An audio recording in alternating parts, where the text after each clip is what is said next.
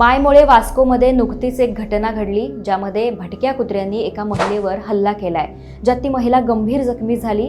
त्यानंतर त्या महिलेला उपचारासाठी गोमेकामध्ये पाठवण्यात आलं। अशा बातम्या काही आहेत त्या आपल्याला नवीन नाहीत, कारण रोजच कुठे ना कुठे आपण या बातम्या हमखास पाहत असतो। भारतात कुत्रे चावण्याच्या सगळ्यात जास्त घटना घडू लागल्यात। मृत्यूचं प्रमाण देखील वाढलंय। कित्येकदा हे प्रकरण न्यायालयात सुद्धा पोहोचलंय। यामुळे या भटक्या कुत्र्यांचा बंदोबस्त कसा करावा हा प्रश्न समोर आहे। पण भटक्या कुत्र्यांचा विषय थोडा वेगळा आहे, तो या व्हिडिओतून आपण जाणून घेऊयात। भारतात भटक्या कुत्र्यांच्या हल्ल्याचा आलेख वाढतच चाललाय। एका आकडेवारीनुसार भारतात 6 कोटींहून जास्त भटके कुत्रे आहेत। एकट्या गोवा राज्यात 71,590 भटक्या कुत्र्यांचा वावर आहे। या मोकाट आणि भटक्या कुत्र्यांमुळे राज्यभरातले नागरिक हैराण आहेत। या कुत्र्यांमुळे रस्त्यानं एकट्यानंही फिरणं कठीण आणि मुश्किल होत आहे। अनेक वाहन चालक या कुत्र्यांना वाचवण्याच्या नादात स्वतःचा जीव धोक्यात घालतात। भारतात दरवर्षी सुमारे 2 कोटी लोकांना प्राणी चावतात। यातल्या 92% घटना ह्या फक्त कुत्र्यांनी चावा घेण्याच्या आहेत। वर्ल्ड हेल्थ ऑर्गनायझेशननुसार जगात रेबीजनं मृत्युमुखी पडणाऱ्यांपैकी 36% मृत्यू हे भारतात होतात। भारतात रेबीजमुळे होणाऱ्या मृत्यूंपैकी 30 ते 60% मृत्यू हे 15 वर्षाखालच्या मुलांचे असतात। लसीच्या मदतीनं रेबीजपासून होणारा मृत्यू टाळता येऊ शकतो। ही लस सगळीकडे उपलब्ध आहे। 2030 पर्यंत रेबीजमुळे होणाऱ्या मृत्यूंचं प्रमाण हे शून्यावर आणण्यासाठी राष्ट्रीय कृती योजना आखण्यात आली आहे। 2001 मधील एका कायद्यानुसार भारतात कुत्र्यांना ठार मारण्यास बंदी घालण्यात आली आणि त्यामुळे देशात या भटक्या कुत्र्यांच्या संख्येत वाढ होऊ लागली आहे। हजारो वर्षापासून तसं बघायला आपण गेलं तर माणूस आणि कुत्रा हे एकत्र आहेत।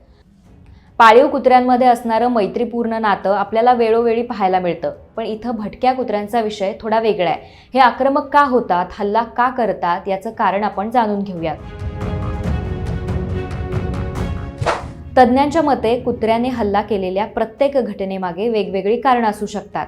ट्रॅफिकचा कर्णकर्कश आवाज, रस्त्यावर चमकणारे दिवे, रस्त्यावर कचरा फेकण्याची सर्वसामान्यांची सवय याचा कुत्र्यावर परिणाम होतो आणि ते आक्रमक होतात। तर कधी कुत्रे कच्चं मांस खातात तेव्हा त्यांच्या जिभेवर ती चव रेंगाळत राहते आणि ते अनियंत्रित होतात।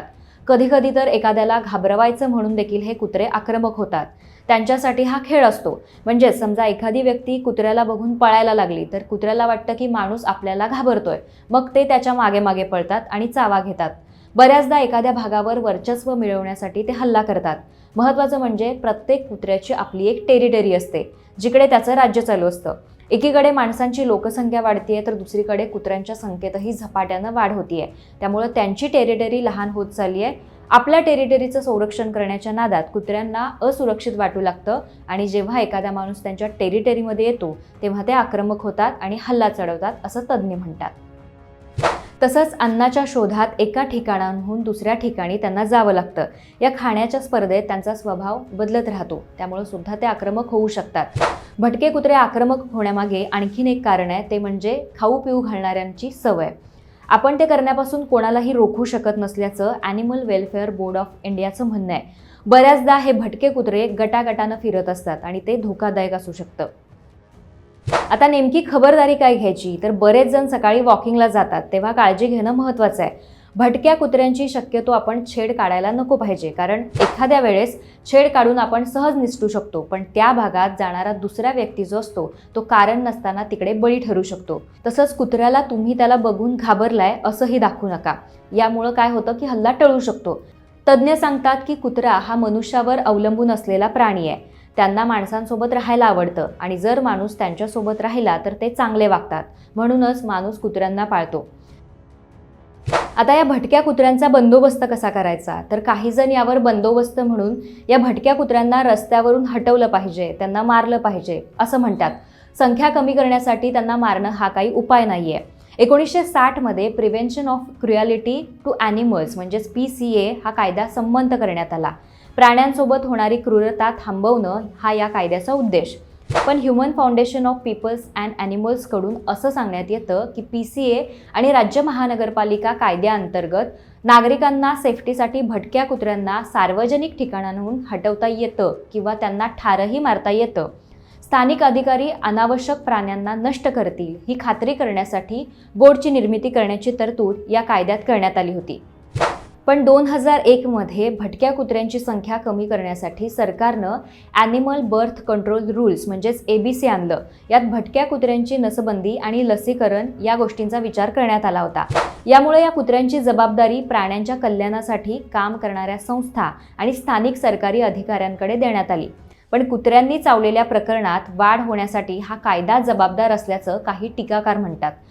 या नियमांमध्ये असे कुत्रे मारण्याची तरतूद आहे जे कुत्रे आजारी आहेत, त्यांच्यावर उपचार करणं शक्य नाही किंवा ते जखमी आहेत आणि त्यांना बरं करणं शक्य नाही. पण या कायद्यात कुत्र्यांची नसबंदी आणि लसीकरण करून त्यांना परत सोडण्याचा विचार करण्यात आला होता. ABC केवळ स्थानिक अधिकारी किंवा प्राधिकरणाच्या भरवशावर सोडता येणार नाही. त्यामुळे इतरांनाही यात सहभागी व्हावं लागणार आहे. स्वयंसेवी संस्थांना पुढाकार घ्यावा लागणार आहे.